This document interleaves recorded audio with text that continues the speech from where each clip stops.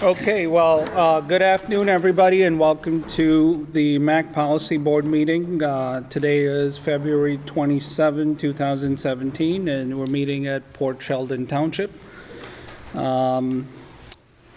First up on, why don't we quick do introductions here, starting with Glenn. Glenn Eggham's Township. Howard Bauman, Port Sheldon Township. Todd Walters, Olive Township. Nancy DeBoer, City of Holland. Joe Bauman, Ottawa County Commission. Russ Teslaw with the MACC Authority Board. John Klein-Hexel, Houghton County Road Commission. Ken DeWeer, Fillmore Township. Tom Bird, Ottawa Road Commission. Skip Keeter, Park Township. Terry Hoffmeyer, Laketown Township. Steve Boltites, Executive Director of the MACC.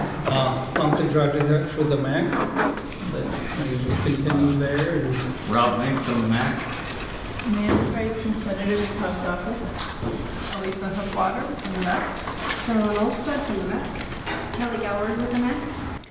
And Jordan Climbing from the Holland Sentinel. okay, welcome.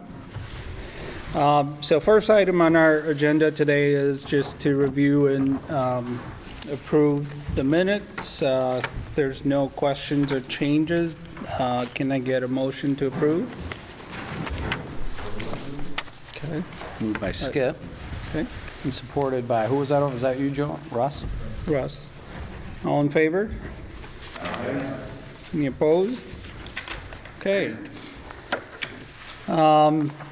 We'd just like to invite any members of the public to make any comments or address the group if they want to. Amanda, did you have anything you want to share with the group, or? I wanted to say, Michigan, the new North Carolina. Okay. All The right. weather's beautiful. Weather's beautiful. Okay. All right. Okay. Wonderful. All right. So the first item up on our agenda again, in terms of reports and so forth, is the Macatawa Watershed Project, and I believe Kelly will be doing a little presentation on that. And it's okay. Go ahead. We'll start us off for the watershed project. So what I'm going to talk about is a grant application that was recently submitted under the Healthy Watershed Consortium Grant Program. So this grant is from the U.S. Endowment for Forestry and Communities. It's only the second year that this grant has been offered. We were part of an application last year that the Grand Valley Metro Council submitted. They were ranked in the top 10 for funding, but they only had funding for 5. So we kind of revised the proposal this year. The MACC was the applicant. We're still working in partnership with the MACC Council and other partners, and I'll explain more in detail who those partners are and what their roles are and the goals of the project in a minute. So this was submitted on February 1st. They will make the award notification sometime in the end of March. So we were anticipating an April-ish time start, or a start time on this, and then it would be a 3-year grant. And this is focused in our entire 13-county region, Region 4, and it will build upon the work that we've already started with the Regional Prosperity Initiative. So the grant ask was just over $314,000. The match funds are just over $138,000, and then I've got the various sources of that match. So a large chunk of the match comes from the funding that we've recently received from the Regional Prosperity Initiative, the new funding for phase 2 of our project. And then the Michigan Department of Environmental Quality, the Grand Valley Met Council, the MACC, and then the West Michigan Environmental Action Council are all putting in staff time in kind toward this effort. So the 3 goals of the grant and the project that we proposed, the first one is the sustainable funding strategy. So this is what builds upon the work that we've already done with the Regional Prosperity Initiative. So the MACC will lead this goal in close coordination with the Grand Valley Metro Council and the West Michigan Shoreline Regional Development Commission. The second goal is to develop a landowner resource guide and a curriculum for protecting healthy watersheds. And the West Michigan Environmental Action Council is actually going to lead that goal, working in partnership with the Kent Conservation District. And then the final goal is to refine a model that will assess healthy watersheds, and this is where the Department of Environmental Quality comes in. They will lead this initiative, working with the Grand Valley Metro Council. So I want to just give a little bit more detail about each of these. So again, the first goal is the sustainable funding. So this is what builds upon the work that we've already done with the Regional Prosperity Initiative. So we had a project completed last fall where we had a report that outlined several strategies for sustainable funding that could be used for watershed implementation. So what we're proposing to do under the second phase of the Regional Prosperity Initiative that we will do regardless of the outcome of this grant is to work on developing a strategy for what funding are we going to implement.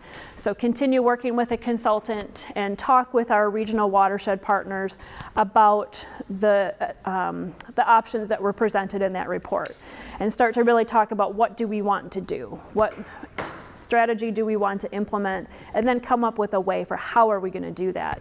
So the bullet points here that are bolded, we will do regardless with our phase 2 of the RPI funds. If we get the Healthy Watershed Consortium grant, we will take that further in hiring a consultant to develop a communication strategy. So whatever implementation strategy comes out of this, we need to have some consistent messaging throughout the region. Some of the options were legislative in nature, so that becomes even more important that we have consistent messaging if we're going to go after some type of a legislative option for funding.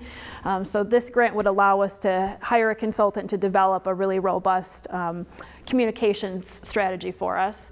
And then another piece that we've been missing is kind of the economic impacts of specifically of healthy watersheds, since this is a healthy watershed grant.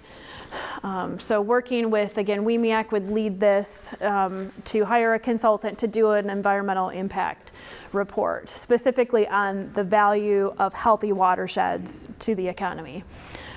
Because that will help us in leveraging that funding. It'll also help us with the second goal, with the kind of the landowner outreach and education. And then with the Healthy Watershed Consortium grant, once we have these strategies in place, then through a 3-year process, we would hopefully be able to move forward with implementing some of these funding solutions once we have a plan for how we're going to do that and how we're going to communicate that message. So goal number 2 is to basically develop a landowner resource guide, so information and materials for landowners on how to protect healthy watershed areas. So the West Michigan Environmental Action Council will lead this. Again, the economic impact study plays into this as well to kind of make that economic case to landowners for why they should protect their land, whether it's a wetland or a forest or a farmland, why they should protect that in order to help keep our watersheds healthy. And so another part of this, why we're working on this 13 county region, is so that we can have that consistent messaging. We have a consistent toolkit for all of our watershed partners to use when we're talking to landowners about protection options.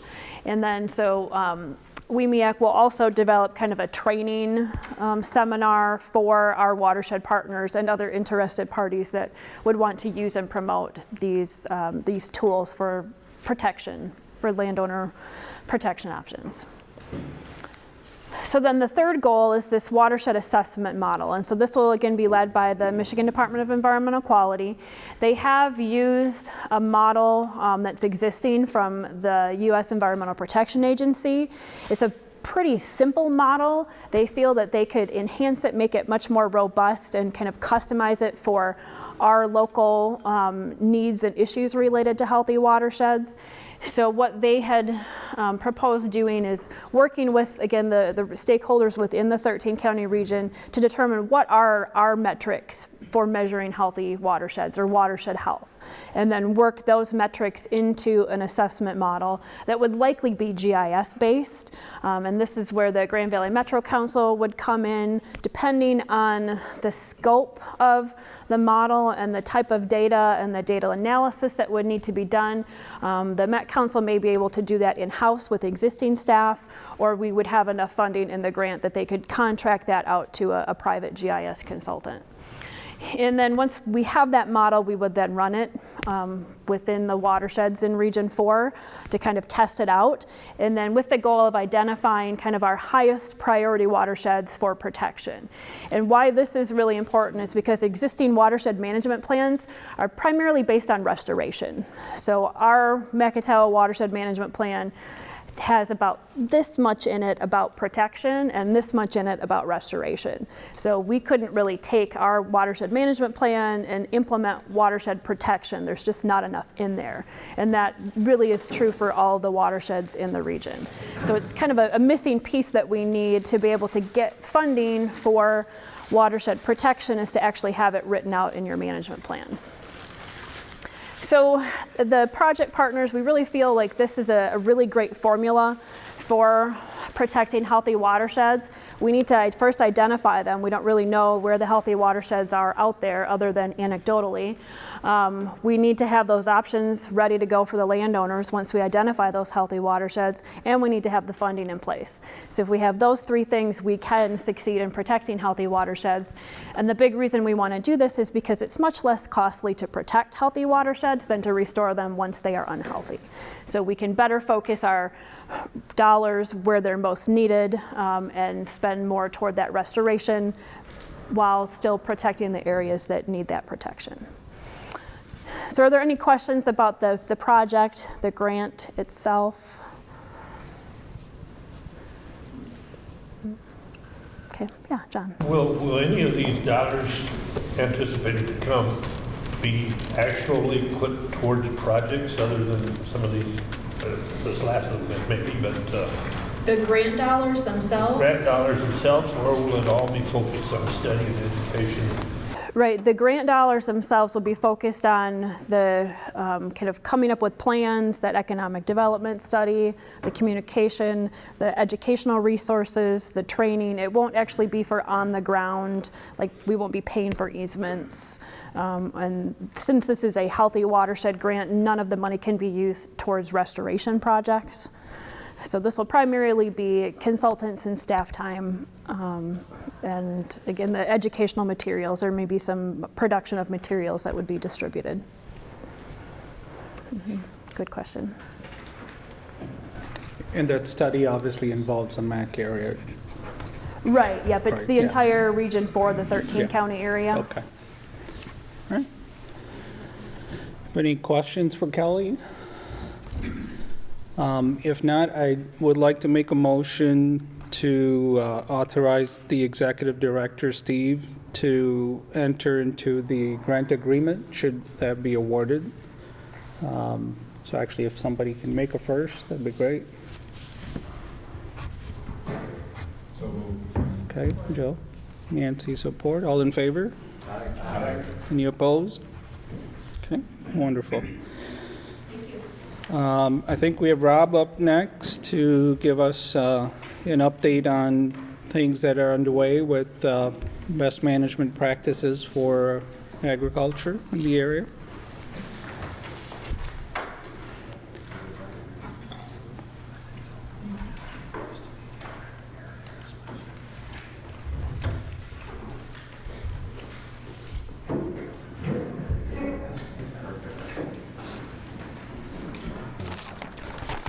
Well, Steve warned me this day would come where I'd have to stand up in front of you guys and talk. So if I haven't been introduced to all of you, my name is Rob Vink, and I am the new agricultural tech. Wanted to give you a little bit of an update on what's going on with our current Great Lakes Restoration Grant. Every grower who signed a letter of commitment has been contacted either via phone or so I've met with them in person. We currently have 12 signed contracts. There's 6 contracts that are drafted. They're either in process waiting for signatures. We've run into a couple situations here where growers haven't signed these contracts yet. I heard through the grapevine that there's some property that's for sale and guys that may not be farming anymore. So, and in one case I've actually talked to the potential new landowner.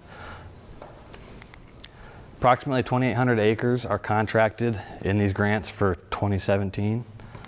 And to date, our current balance is $162,307 in the grant funds and $76,445 of match. This number represents about half of the original dollars that were allocated under this grant. One of our best management practices is residue management. This is where we are transitioning growers from either a conventional tillage system to a no-till or a reduced tillage system. We currently have 1,270 acres that are covered under these contracts, and they're 1, 2, or 3-year contracts. And you might be wondering why the difference in the years. There were some contracts written under previous grants that didn't cover for 3 years. The federal government allows these grants to be funded for up to 3 years. So and a couple of these contracts are being, we're covering the 3rd year on some of these contracts. $66,000 represented here and $33,000 in match funds for residue. Cover crops, currently right around 1,200 acres. Again, 2 or 3 year contracts. The NRCS does allow us now to sign these contracts for 5 years, so should there be another grant awarded, we can extend some of these contracts. $60,000 and $30,000.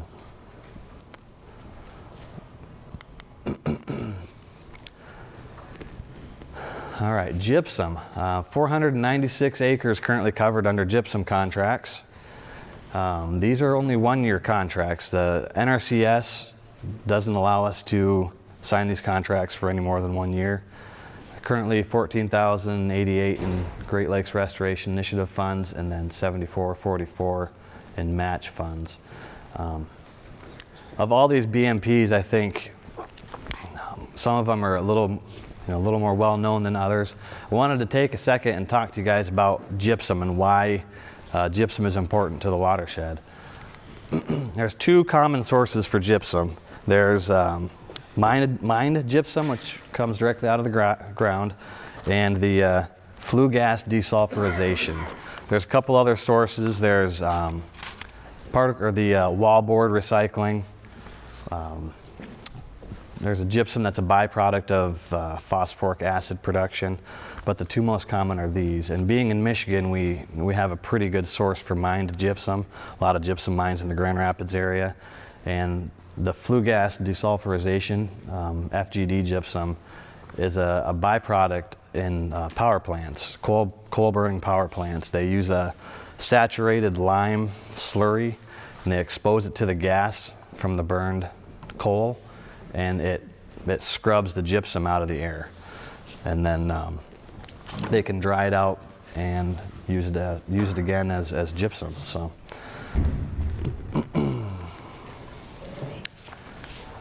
gypsum is a soluble source of essential nutrients, calcium and sulfur. Calcium source that does not alter your pH.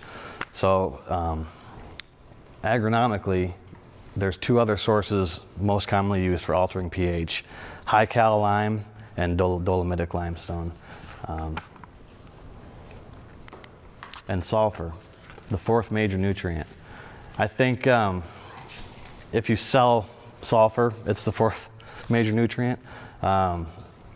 Dr. Randy Simonson, they call him Dr. Dirt, he puts it number 5. So either way, it's a pretty important element. Sulfur helps in photosynthesis, and it can also help the uptake of phosphorus into the plant when you have a soil where the pH is relatively stable.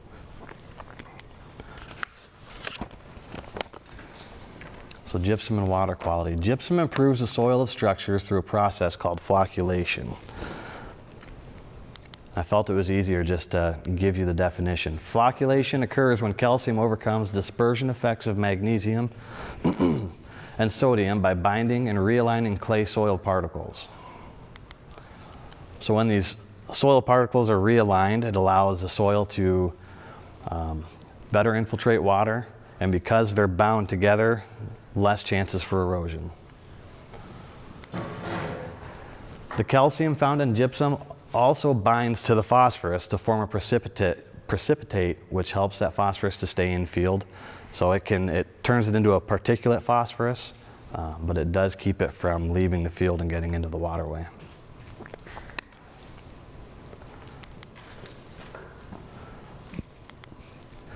Been a number of studies that have shown the benefits. Mississippi River Valley, gypsum application showed a 71% increase in water infiltration. 71% is a lot. Indiana reduced soluble phosphorus by more than 50% in comparison to a no-till control plot. No-till has been great for the loss, or in reducing the loss of sediment, but it does increase the amount of soluble phosphorus. And the current and ongoing study, this is going on in Ohio in the Lake Erie watershed, is looking at soluble phosphorus in tile water and has shown reductions in from 35 to 50% coming out of those tiles.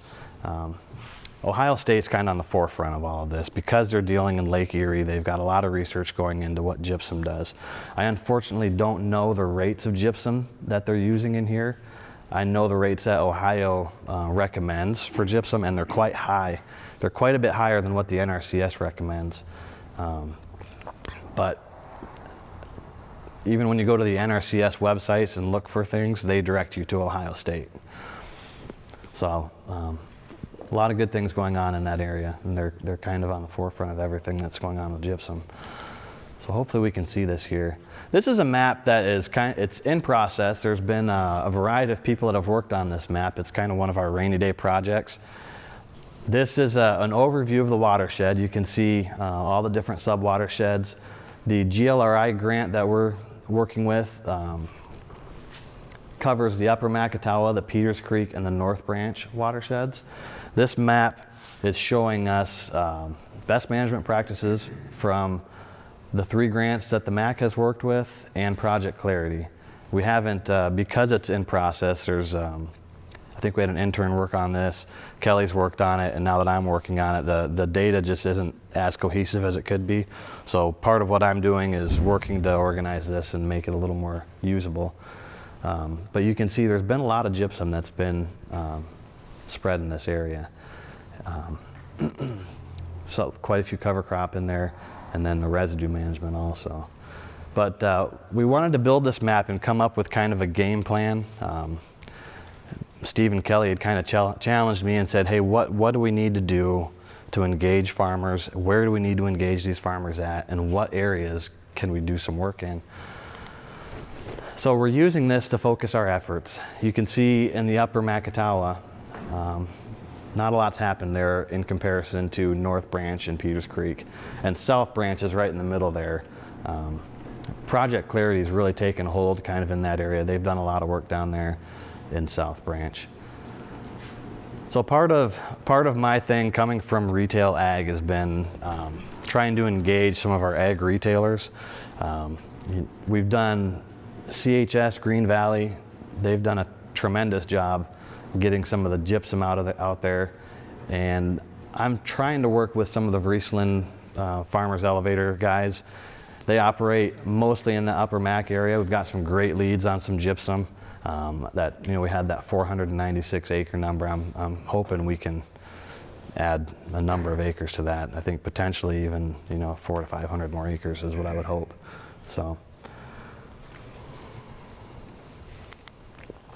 any questions? How do you add gypsum to the soil or increase the level of gypsum? How do we add it to the soil? Yeah. If that's what you're doing. Yeah. Yeah. Well, they apply it with spreader trucks. It's a belt-driven, ground-driven truck with a box on it, and it feeds out the back, and it's got paddles like on it that spread it. Yeah. Okay. Yeah. Much like a fertilizer spreader. Thanks. Yeah. That was a question on, you said you had 12 contracts and 6 potential. Yeah. How does that compare to last year? What did we have? And acreage? Ooh, I don't know offhand what they are. Do you know, Kelly, maybe where? I mean, in comparison to the other grant? Because we have the Great Lakes Commission grant that's ending. I mean, this is really the first year of the Great Lakes Restoration Initiative grant, so we didn't have that last year. And part of what I did was when I went through all those people that had signed letters of commitment. We found that there were some that weren't eligible, and that's why that number is half of what the total amount is. There were people that just, once we went through it and decided, it doesn't really apply to what we're trying to do here. So. Is there a potential growth, though, of more? Oh, yeah. Yeah. I don't know if that's spelled out or if there's a goal for this year, next year. Yeah, I don't know that we have a specific goal, but I think there's definitely a lot of good potential to bring that number up.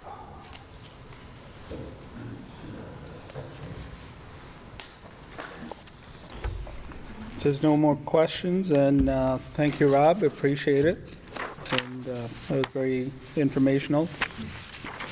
Next up, we have information on our TIP program amendments, and I think Steve's going to talk about that. Yes, I am. So included in your agenda packet is a TIP amendment to the 2017 program year of our FY17 to 2020 Transportation Improvement Program.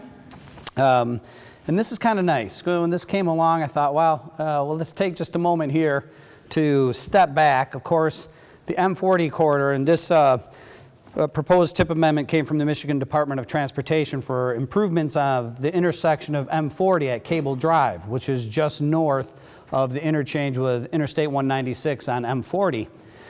And, M40 has long been of interest to this organization. I mean, before Jim Story and others were carrying the torch, Bill Sickle, former Allegan County Commissioner, it might be an exaggeration to say that he brought M40 up at every meeting, but it was pretty close to every other meeting. You would agree? Maybe some of you with a little longer tenure can remember Bill doing that. So it certainly has been of interest to us, and unfortunately, after another crash that resulted in fatalities, we again responded to what can we do to improve safety on M40, and we ended up allocating some federal funding to undertake this operational safety analysis on M40. We did it in conjunction, of course, with the Michigan Department of Transportation, since it is their facility, as well as a number of other entities, and this is the pointer here, right? Yeah.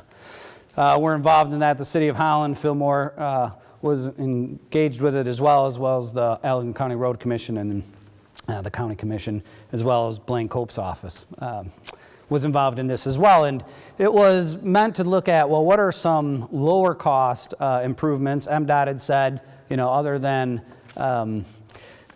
not making any significant modifications on the bridge, you could take a look at anything you wanted to. And we came up at that point with a number of different recommendations. One of those that was in there was the addition of this loop ramp. So just to orient yourself a little bit, here's Interstate 196 at the top of the photo. This is M40 running north and south here. And one of the outcomes of the engineering analysis and so forth that was done here was that there was a tremendous of southbound to eastbound, southbound M40 to eastbound 196. And they were having to make this left-hand turn movement, and at peak times, especially the PM peak, that was creating all kinds of problems. There weren't any gaps in northbound M40 to people to make, for trucks to make that, and other vehicles to make that left-hand turn, and it was queuing up across the bridge and so forth.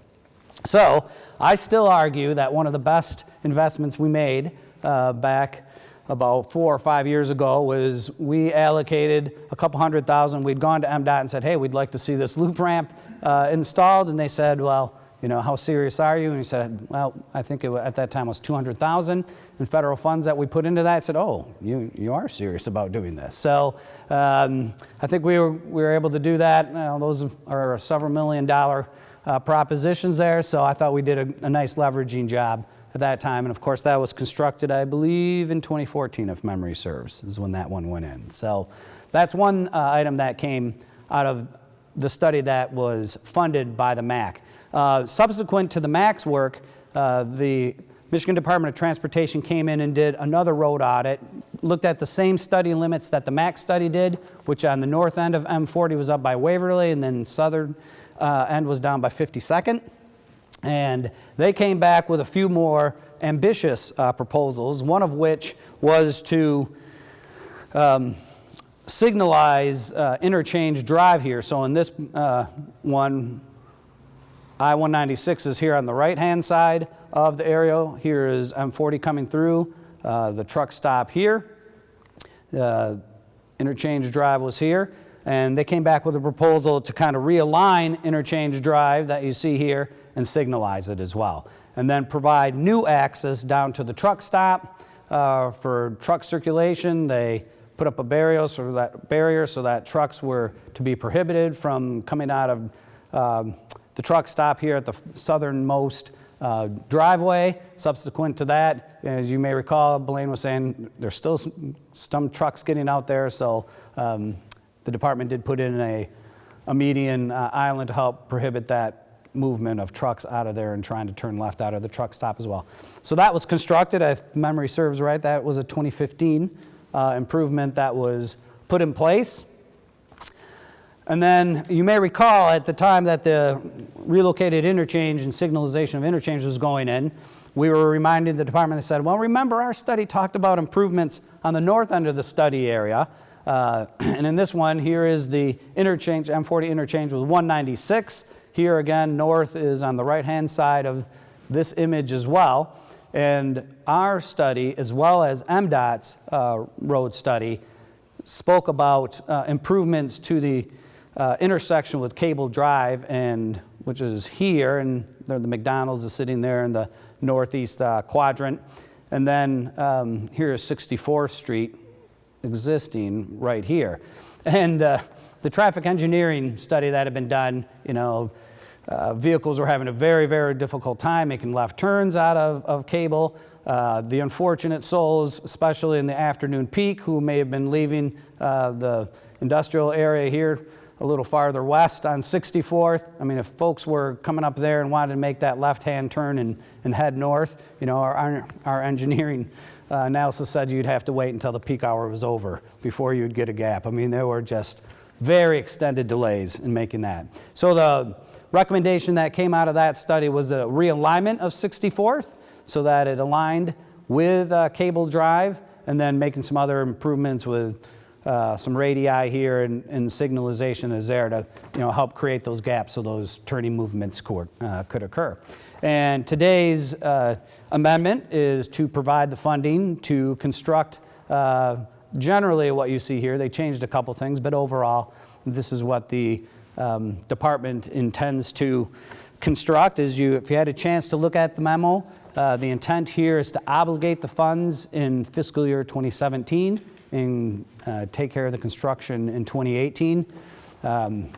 We know, based on other improvements that's happened, certainly when that loop ramp, which now you can see here has been completed, when that was going in, there were some challenges that went on there with some delays and so forth. Of course, M40 is a major north-south route out of the urbanized area, and so when you kind of constrain or reduce capacity there while you're making improvements, we know that there are going to be some delays associated with that. But overall, certainly I see this, and hopefully the presentation has shown this has been a nice progression of improvements that have resulted in safety improvements as well as delays in congestion. And Steve showed up just in time to receive our congratulations on the part of the department. The department, after the MACC completed its study and after they did their analysis, they said, we're going to make these improvements.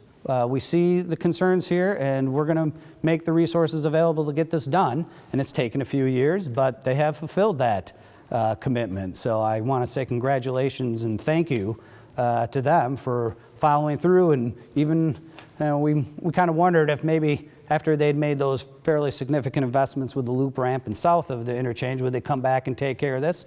And they have. So Steve, is there anything you want to add to kind of this overview regarding the amendment? Not a lot other than what you said. I mean, it's obviously a corridor that came to our attention, and we wanted to make it as safe as possible. With the funding situation we've had, that's always been a challenge, but now that we've got some more revenue coming in, we're able to do some more things.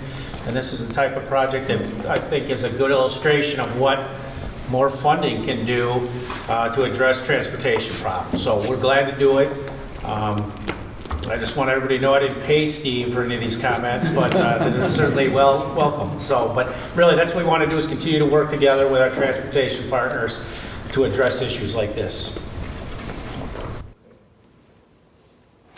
Well, if there are any other questions regarding this? If not, a motion to amend the fiscal year 2017 program of the 2017-2020 Transportation Improvement Program as presented in the memo would be appreciated.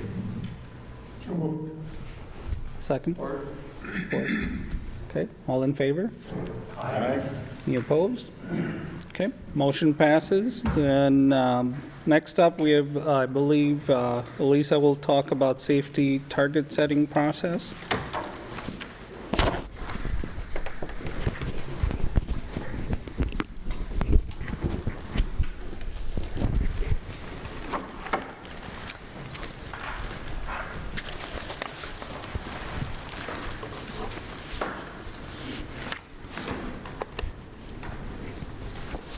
Good afternoon, everyone. I wanted to provide some background for you today on the new safety target. I have a presentation that I'll be sharing with you, but I did want to just refer you to two items that were sent out in your packet. There was a cover letter that has an illustration of the coordination cycle, which I have a slide of that, but this table right here will be really helpful for you to understand the dates. And then there's also a fact sheet that was sent out as well that talks a little bit about the options for MPOs. So I just want to make sure that you're aware that those are two things that were sent out for everyone. And I think they're helpful just to kind of walk through what our options are and our timeline as well.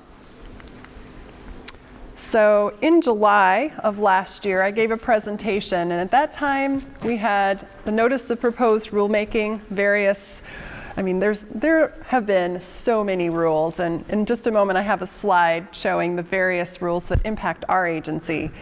But the USDOT has come up with this program for transportation performance management, which starts with the national goals, which you can see in that illustration, and then provides measures. And from those measures, we're then responsible for developing targets, putting together our long-range transportation plan and our TIP to incorporate those targets and measures. And then we now have a new process where we need to have a reporting system that is not just for the federal government, but also for the general public as well. And the emphasis, as you can see on the slide, the last bullet point is the benefit of being accountable and transparent. So, but what that means for our planning process looks quite different. So I want to just walk through some of the major steps. But first wanted to bring up this slide, which I believe I showed in July. This is just a listing of some of the rules that we now have to use when we're putting together a transportation plan. So I don't know, can you see? All right. So what we'll be talking about today is just the first one, which is the safety performance measures. The NPRM was released in March of 2014 and was published in March of last year. But it's something that you will see 1 year from now, the MACC will be responsible for having a safety target. And that may seem like quite a bit of time, but I want you to understand what the steps are and what our options are so that we can move forward. But you can see here from just this list, there's highway safety improvement, there's final rules regarding non-metropolitan as well as metropolitan planning, and this applies to the state as well, which tells us how we need to develop our long-range transportation plan, the different elements, pavement and bridge, highway asset management, and then we had talked about system performance last. So there's a lot here, and this is just FHWA. There's also new rules regarding transit. So a lot of new instructions. Okay, so this slide may look familiar to you because we did talk about the new safety measures. And what you can see here are 5 new measures that we now have to be able to demonstrate. What you see here is something that will impact the state more at this level, but we have the same types of measures. So the first one is the number of fatalities. The rate of fatalities, now we don't necessarily have 100 million VMT, but the state will need to look at that at the state level. And we also will have to look at the rate of fatalities based on vehicle miles traveled. The number of serious injuries, the rate of serious injuries based on vehicle miles. And then the last one is new. This is all relatively new, but this last item was added due to public comments about the need to account for non-motorized users. If you have safety rules that are focused primarily on automobile traffic but don't acknowledge pedestrians and cyclists, that we're not going to be able to meet our long-range transportation plan goals. So this is something new that was added, but it is something that we must now be able to demonstrate. All right, so I'm going back to this table, which there are a few slides that are a little harder to read at this level. So what I wanted to just point out to you is that the schedule begins spring of 2017, and the MACC was invited by MDOT to participate in a coordination team. So we've actually already started doing this. We meet monthly. We talk about the different data sources that we have available, and thankfully the state has already been spending some time looking at safety data, and it's a matter of being able to give our input as metropolitan planning organizations. But basically what the state is working towards is August 31st, the state must have a target determined and reported. And then we have 6 months to be able to develop our own, or the other option that we have is to follow the state target. So we're going to talk a little bit about that decision that we have. As I just mentioned, there are 2 decisions. One would be if we follow the state DOT target, and that would then be something that we would show in our final, in all of our planning documents, that we are going to program our projects in order to meet that state target. The other option would be for the MPO to develop its own, and then that we would still need to demonstrate that we are meeting the state target, as well as programming projects that meet our individual target. So we'll talk a little bit more about that. So what you see here is a map to show you some of the ways that we as staff have been using safety data. So I just wanted to give you a few examples. It's a little hard to read, but what you can see here is this is from the non-motorized plan. And we have a table here of the basic locations within the region where the highest number of collisions were involving pedestrians and cyclists. We collected that data and it ended up being extremely valuable. We were able to then map the number of collisions, so these red dots indicate intersections that had especially high rates. And then you'll see from my next slides that we were able to do some individual projects to be able to help address some of those safety concerns. But I think this is hard to read, but it's a good example of how we've been able to use some of that data and analyze it. And this, of course, is a little outdated, 2001 to 2009, but we will continue to update this data for non-motorized users. And the examples I'm giving you were for the non-motorized plan, so that's why you're going to see more ped bike. MDOT offered a training which we applied for, and we were very excited to be selected. It's called Training Wheels, and it was held actually in Park Township, looking at what could be done to improve safety along Lakewood, 152nd, River. So we rode around the area, and it was a great opportunity to look at this intersection, which is Lakewood and River Butternut.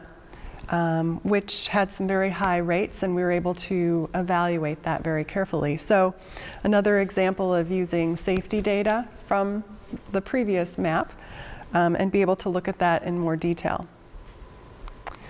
And this picture, it's a stock photo, but it was in February of 2015 that along 16th Street there was a detailed road safety audit. And it was actually the City of Holland that invited us to participate on the team. It was a cold day. I think the high was 6. And it was snowing. And we had to walk the corridor to be able to evaluate safety, looking at traffic signals, what it was like for pedestrians and cyclists. And I just remember never being so cold out there, but it was really eye-opening. And what was neat about this experience was that it was engineers, planners from local as well as throughout the state that came and evaluated the corridor and came up with some very concrete improvements that the City of Holland has since implemented. And we thought it was such a great idea that just a few months later, we applied for we invited many of those same team members to come back and help us with a road safety audit that we then led that initiative. So we had a consultant help us out, and you can see in this photo, again, the safety vests, walking the corridor, and also observing a lot of the non-motorized users. Our intent wasn't just focused on non-motorized users. We were looking at traffic signals, delays, collision rates. But again, this was something that was really valuable. And using this information, we are still working with road partners, road agencies, to be able to implement improvements along this corridor. So we hope to be able to come back to you at a future date, let you know what's being accomplished here. All right, so this is the study area for the 8th Street corridor from Chicago Drive to Hope Avenue, which is just beyond Pawpaw.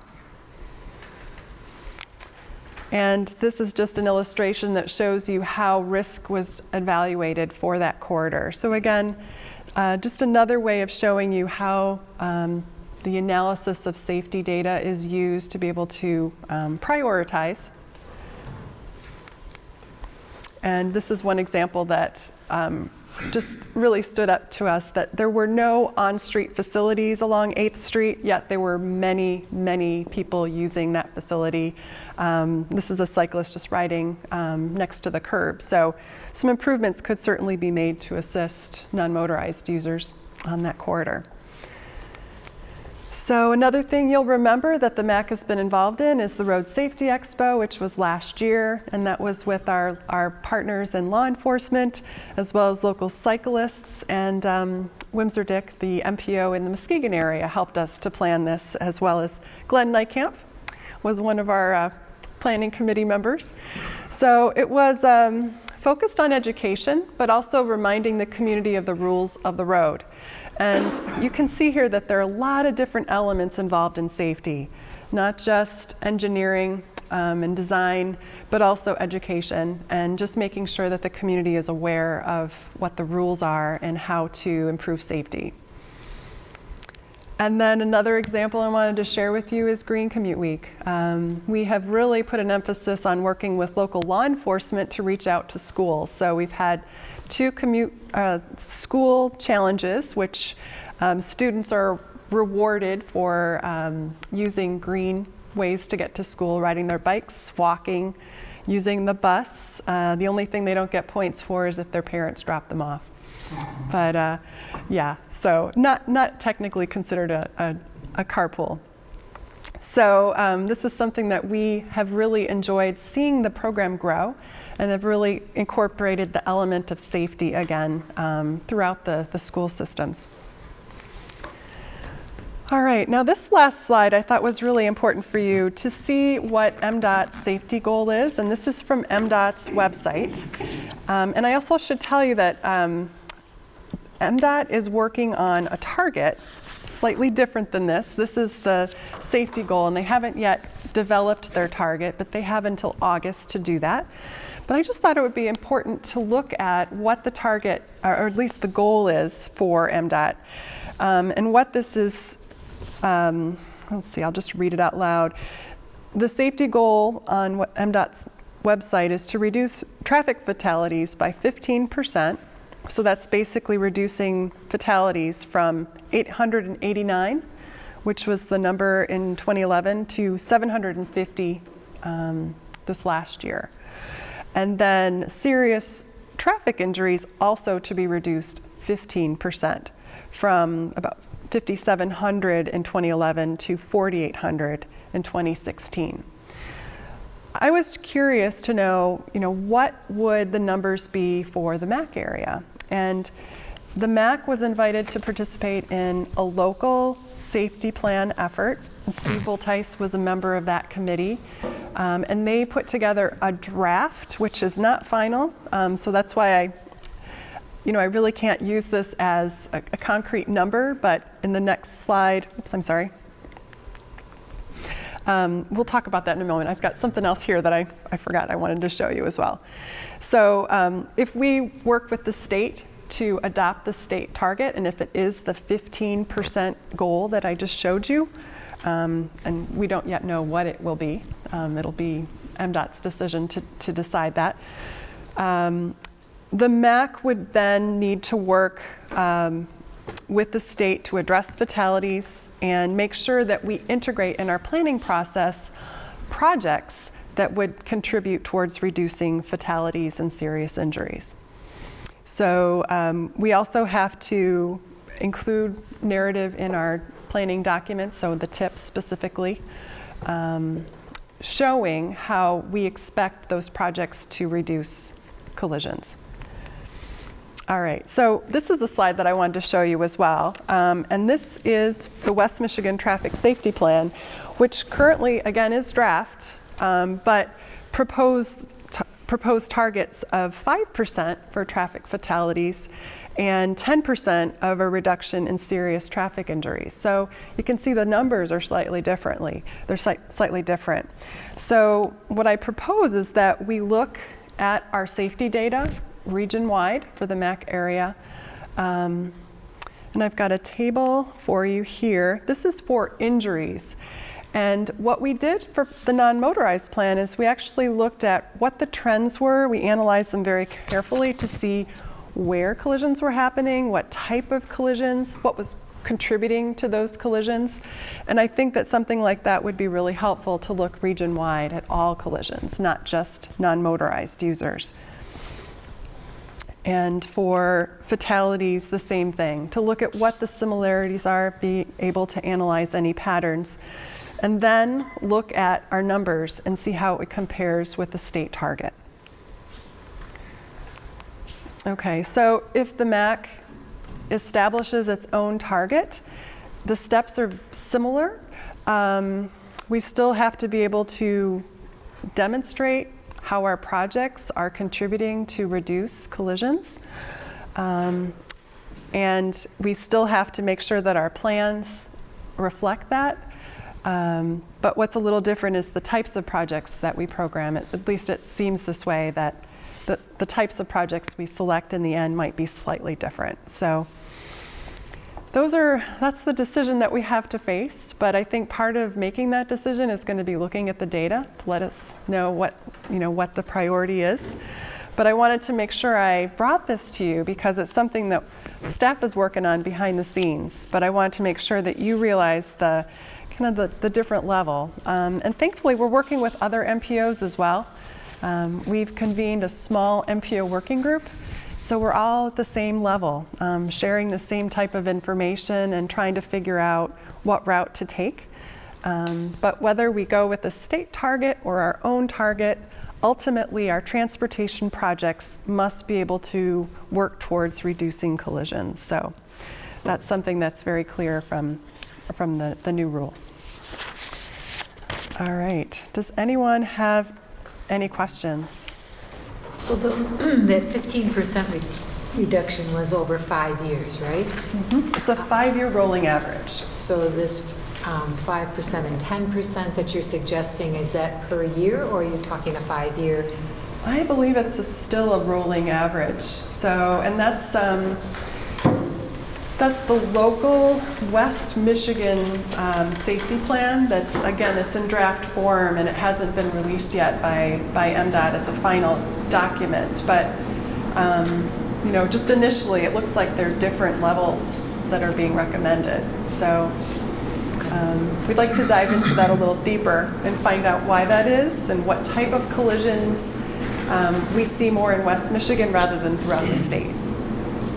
So every time you submit a request, you have to include a safety section like you just explained. And then after the project, is there going to be another layer of evaluation on how effective that project is based on safety things also?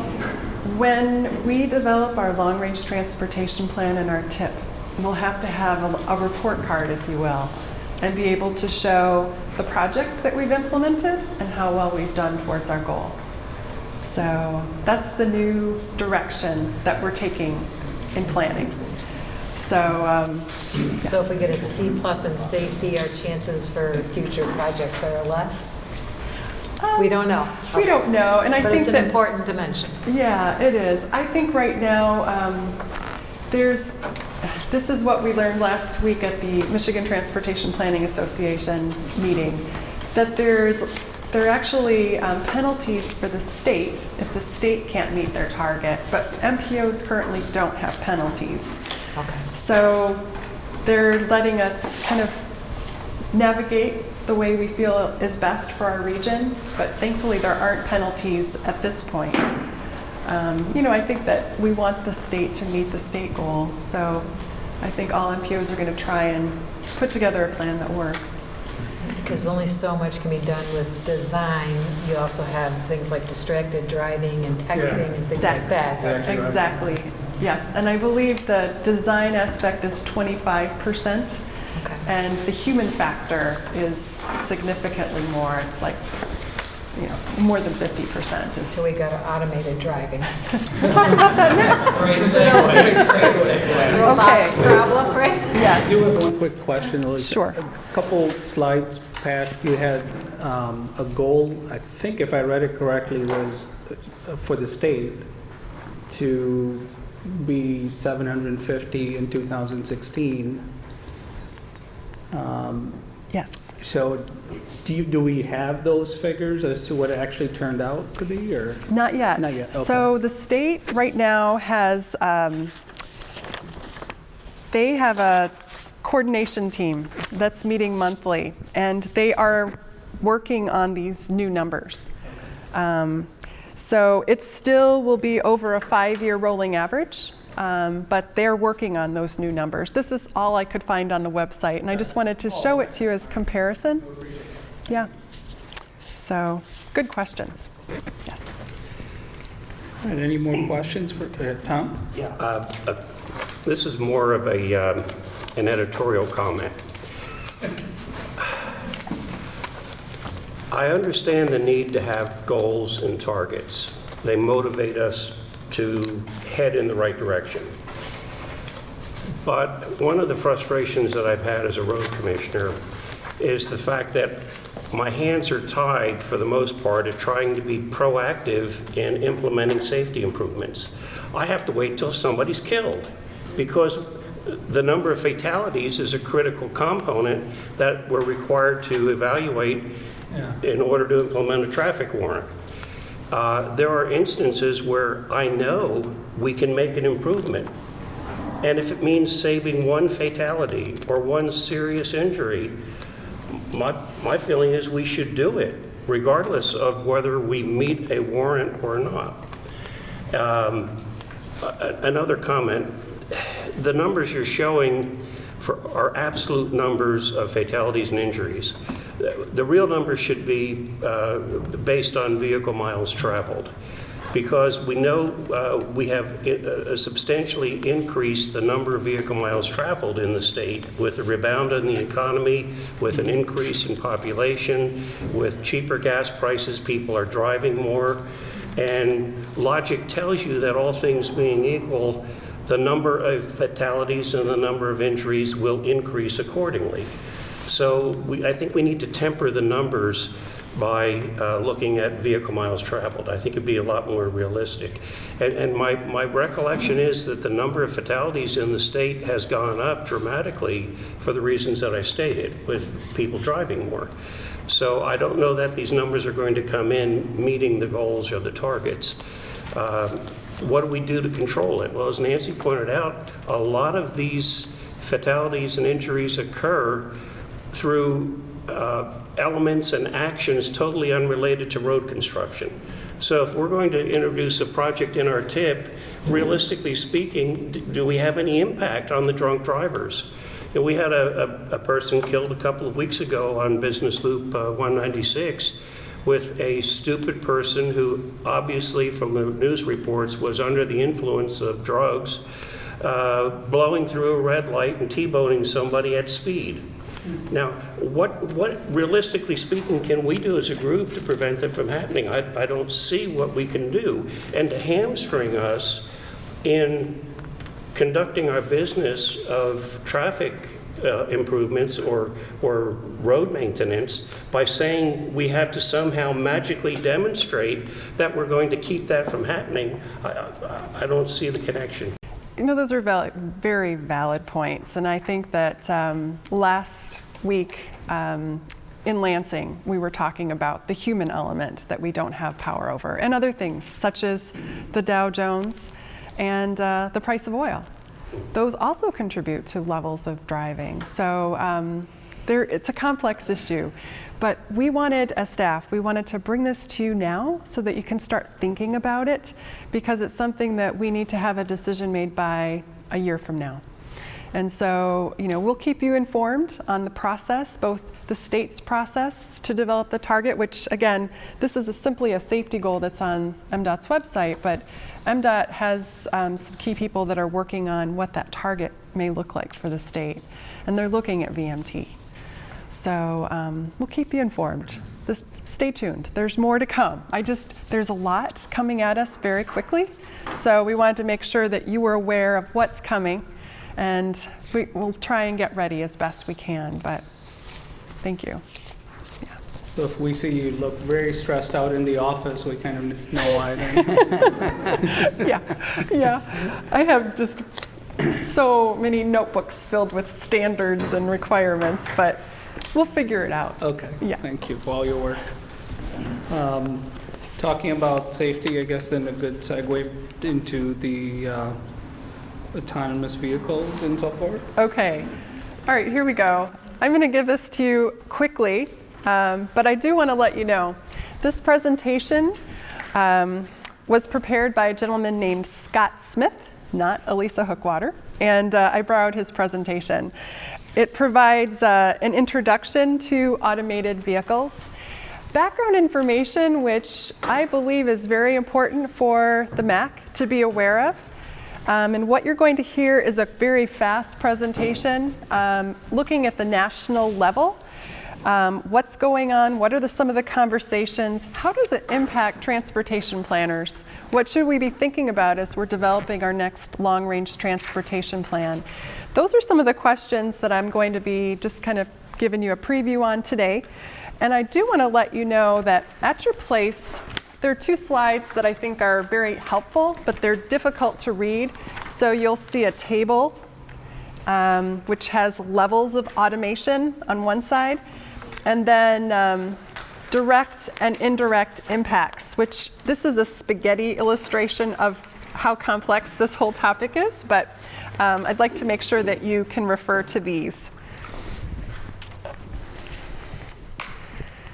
Okay, so very quickly in this presentation, we'll be talking about what automated vehicles are, the different levels of automation. We'll talk about some various case studies that are going on in the area. Talk a little bit about implications for policy. And this presentation was given at a conference that I attended last fall, and I just thought this would be good to bring back to you. Two quick things I wanted to mention. I attended the Chamber Early Bird Breakfast on automation this month, and automated vehicles was mentioned as a question. So it's definitely something that locally our business community is thinking about, talking about. And then if you read the New York Times this last Friday, I believe it was, there's a controversy now between Google and Uber, that an executive from Google has moved on to Uber. And you know, it's the conversation is about the technology that they're planning on using for taxi service. So it's happening around us quickly. So another thing I just think is important to be aware. So these are some different illustrations of what is an automated vehicle. And this levels of automation too is something that chart that I referred to, I think that might be handy as we're going through this presentation. So preventing forward collisions, cruise control, there's a few different illustrations of some vehicles. Elevator. But I think this is a really handy table because it talks about, you know, it compares for you the difference between no automation, which is completely human controlled, and fully automated at level 5, to the point where there's really no need, you know, everything is pretty much taken care of for you. And we're going to talk about that in terms of freight in just a few moments. All right, so this slide right here shows an example of different systems at each of the automation levels. And again, if you use that chart, which I think is pretty helpful, at level 1, we're talking about cruise control or keeping a safe lane, a distance in the lanes. Going down this table, we're looking at traffic jam assist. Level 3 is automated parking, very handy, especially in urban areas when you're in a hurry and you need to get where you're going, can't find parking. Number 4 is closed campus, driverless shuttle, valet parking, and it may also be fully automated in certain conditions. And number 5, and in that case, I mean, you literally can be asleep in the vehicle. You really don't have to be paying attention to much of anything. At number 5, there's no driver needed. It can be an automated taxi, and this is also recommended for car share. So just to see that different level of different systems. All right, so this is just an example of early cases of automated vehicles. We're seeing truck platooning. And that's something that certainly is more efficient for truck travel. We're also seeing that for low-speed shuttles and driver assistance. Okay, so you may have heard of the Smart City Challenge, and that is something that Columbus, Ohio, not so far from us, was the winner. There were 78 applicants and 7 finalists. But what I thought was really interesting about this case is that heavy truck platooning was something that is an element of the Columbus example. And that's obviously something that, you know, we've looked at freight in West Michigan and how we're impacted by freight travel. So not so far away from us, our neighbors are focusing on this. So important for us to be aware of. Okay, this is just a slide that I thought was helpful to look at the different elements of the federal policy, looking at vehicle performance, looking at regulatory tools, and I know that our state has also been looking at that. Certainly want to encourage our automakers to continue in the industry. And this is an illustration that I thought was also confusing, but brings up some very important points. The various elements that we're talking about when we talk about autonomous vehicles, safety is obviously something that we've been talking about. Travel behavior, how do other drivers interact with autonomous vehicles? Land use. What are some of the land use impacts ultimately of having autonomous vehicles? Public health. Will people choose to be driven around rather than walk and take care of themselves or be more physically active? And socioeconomic impacts as well. So just kind of a variety of different factors to be paying attention to. Direct and indirect impacts. This again is looking at the national level, but we mentioned land use and health and travel behavior. But some of the other things that we're impacted by is investment in infrastructure.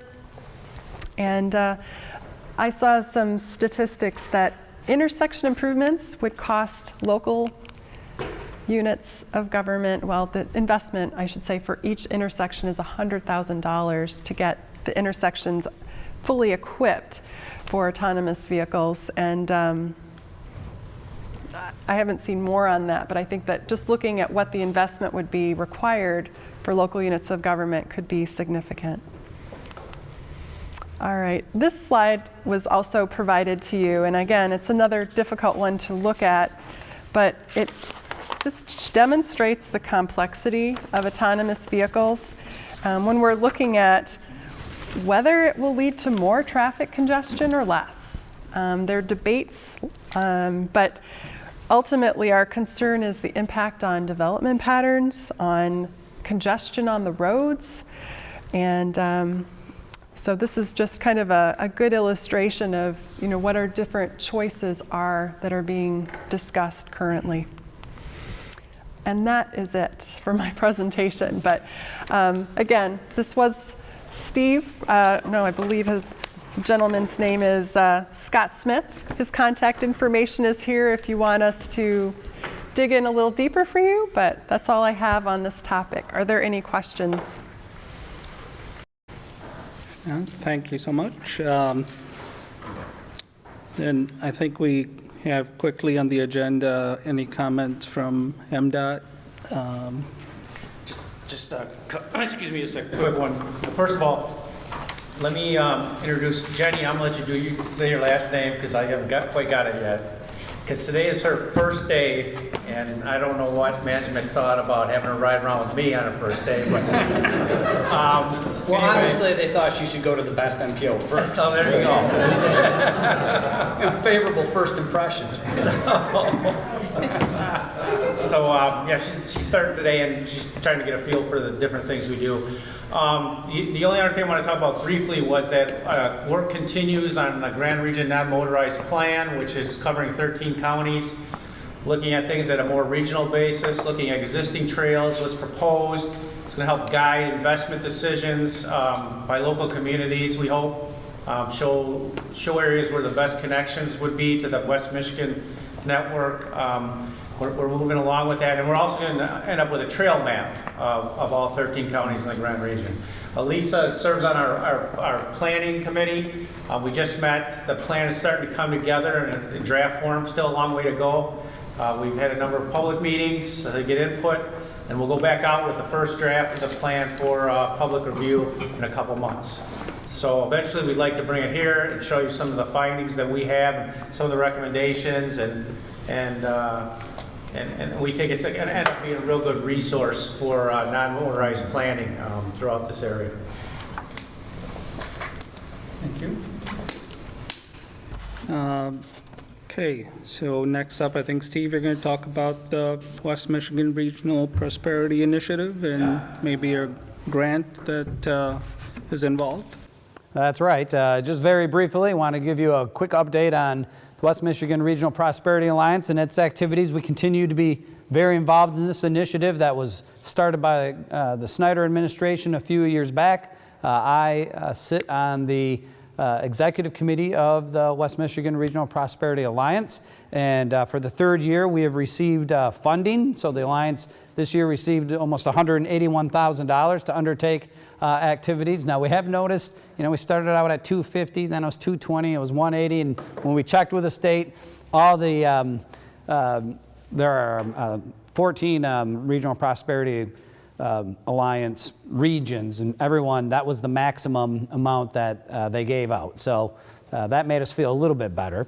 And of course, we continue to be very focused. You've heard me talk in the past that we've been diligent about taking the vast majority of the grant funding and putting it into projects.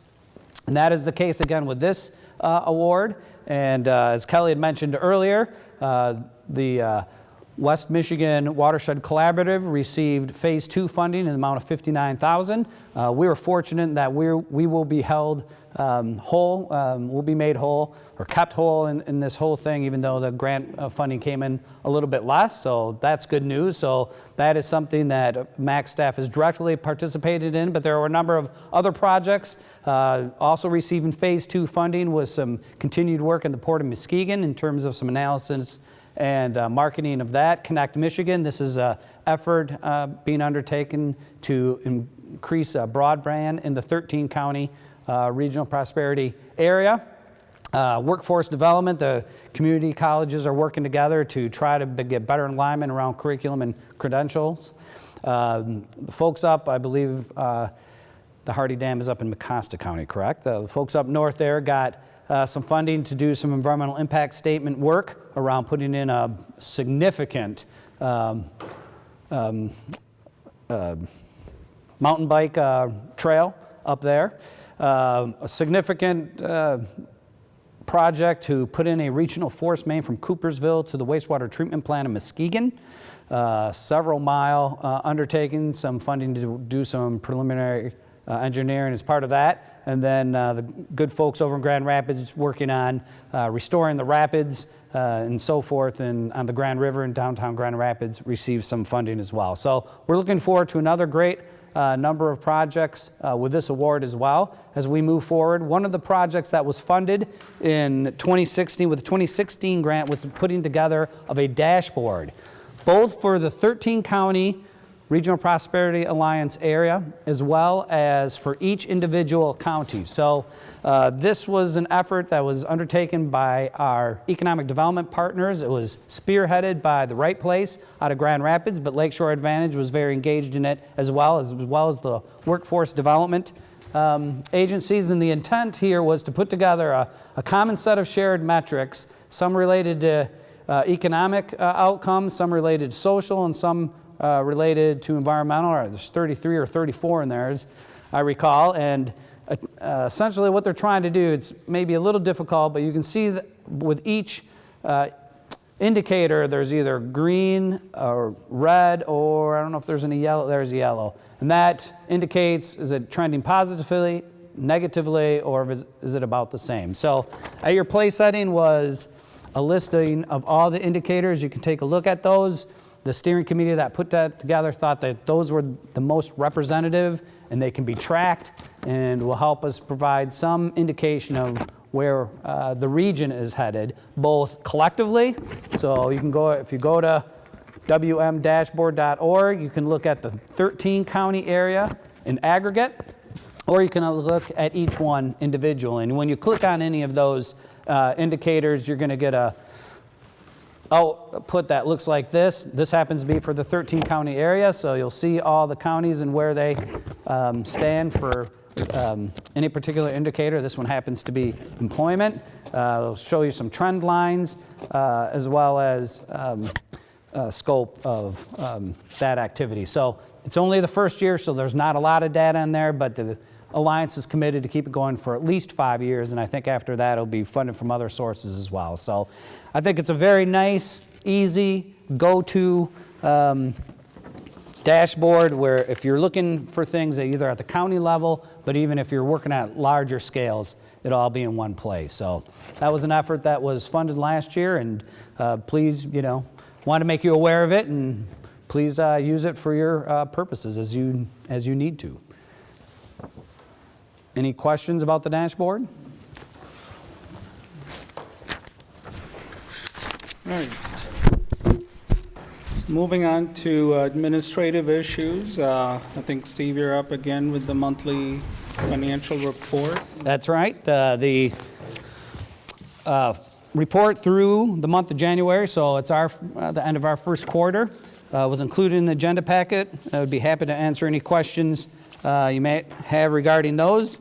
Revenues are at 35.3%, expenses standing at 22.4%. Thanks to all of you for sending your dues. We got those out, and we're receiving those checks, so thank you very much for that, and be happy to answer any questions regarding the financial report. Okay. None, then I think we've got a copy of the MACC last executive committee report. I don't know if you had a chance to look at that. If you have any questions, Steve? Okay.